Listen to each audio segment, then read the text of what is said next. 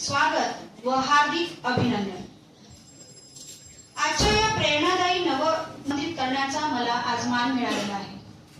सर्वप्रथम आजच्या कार्यक्रमाचे अध्यक्ष श्री माननीय डॉक्टर अभिविलास नखाते सर, शिवतीर्थ संचालक यांना मी अध्यक्षीय स्थान भूषवण्यासाठी मंचावर आमंत्रित करते। सर्वांनी जोरदार टाळ्या।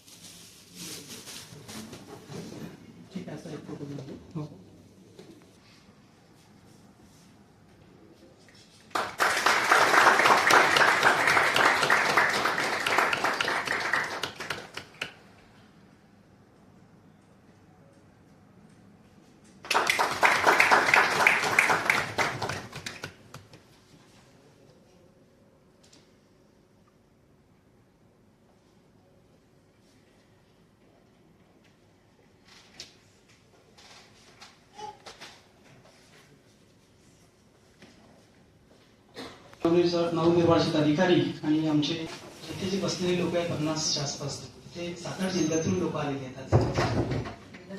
आज नवनियुक्त अधिकाऱ्यांचा सत्कार सोहळा प्रधारित होत आहे। म्हणजे आम्ही तसं मोठं दिमागदार आणखी दिमागदार पद्धतीने करण्याचा प्रयत्न करतो। जी परिस्थिती सध्या सुरू आहे, सगळे उरलेले होते तेव्हा अभ्यास करायला तिकडे यायचे, आमच्या हॉस्टेलला अभ्यास करायला यायचे। ते आता सगळे या झोनचे डीसीपी आहेत आपल्या भागातले। तर तुम्ही सुद्धा मोठमोठे अधिकारी व्हा, ह्या शुभेच्छा देतो तुम्हाला। आणि तुमचा आता थोड्याच वेळात सत्कार होईल। धन्यवाद। मला थोडंसं आता काय झालं, आज आम्ही अंजनवाडी मॅडमने सांगितलं की एसीपी अंबाझरी, ते एसीपी अंबाझरी तर एसीपी सीताबर्डी आणि त्याच्यामध्ये धनतोली सीताबर्डी आणि अंबाझरी असे 3 पोलीस स्टेशन सध्या थोडं क्लिअर केलं मी। इथं यायचं कारण म्हणजे माझे मित्र उमेश कोरा, म्हणजे त्यांना योगायोगाने मी इथे भेटलो। पण आम्ही म्हणजे मी जेव्हा प्रिपरेशन करत होतो, एमपीएससीची तयारी करतो पुण्यामध्ये, मी पुण्याचा बेसिकली, तेव्हापासून साहेबांच्या कॉन्टॅक्टमध्ये होतो। अतिशय म्हणजे एमपीएससीच्या मुलांना म्हणजे कोणी वाली नसतो, ते आपलं उठायचं, अभ्यास करायचा, लाईव्ह बसायचं, काहीतरी ते मेसचं खायचं, तिखट आणि वगैरे वगैरे, आणि त्याचा वाली नसतो कोणी। कोणीतरी असा एखादा कोणीतरी बॅकअप सपोर्ट लागतो।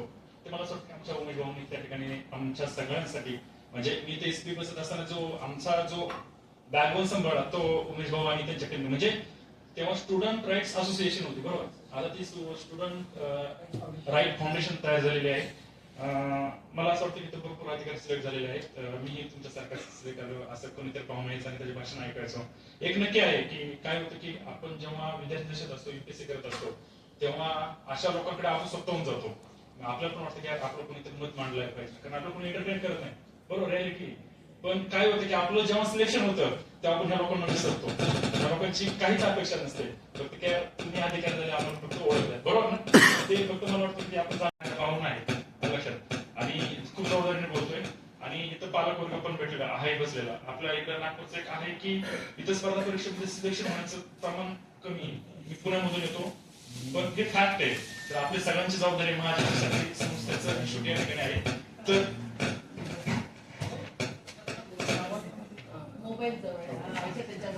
म्हणजे बेसिकली विचार जर केला, मराठवाड्यामधलं प्रमाण खूप जास्त आहे। कारण ते काय की म्हणजे जिओग्राफिकल कंडिशन वेगळे आहे, तिथं टेक्निकल रोजगार साधन तेवढं नाहीये, त्याच्यामुळे तिकडचा वर्ग हा खूप स्पर्धा परीक्षेमध्ये होतो। पश्चिम महाराष्ट्रामधला विषय असा आहे की त्या ठिकाणी इकॉनॉमिकल कंडिशन खूप चांगली आहे, त्याच्यामुळे ते सुद्धा स्पर्धा परीक्षेच्या नादी लागत नाही। मराठवाड्यामधले मुलांना म्हणजे एक रिझन आहे की एक चांगलं कोणीतरी त्याची ज्योत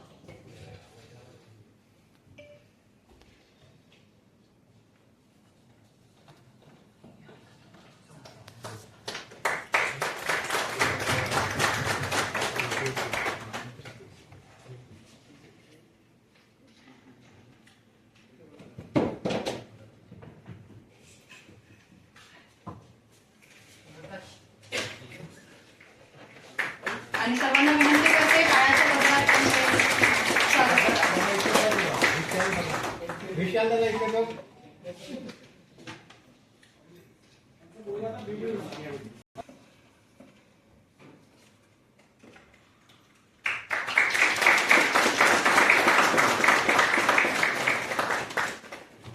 तुषार तामसे ताम वन.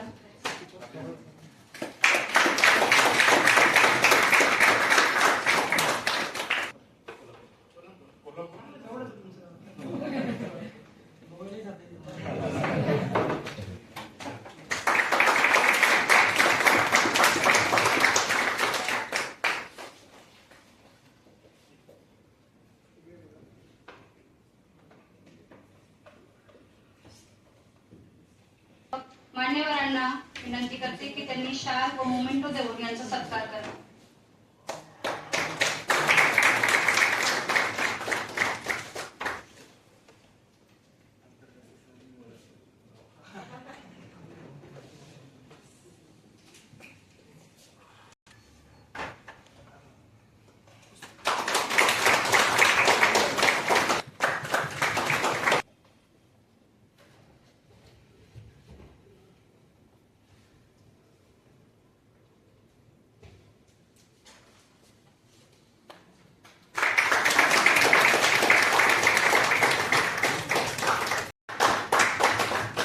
करण्याची विनंती करते.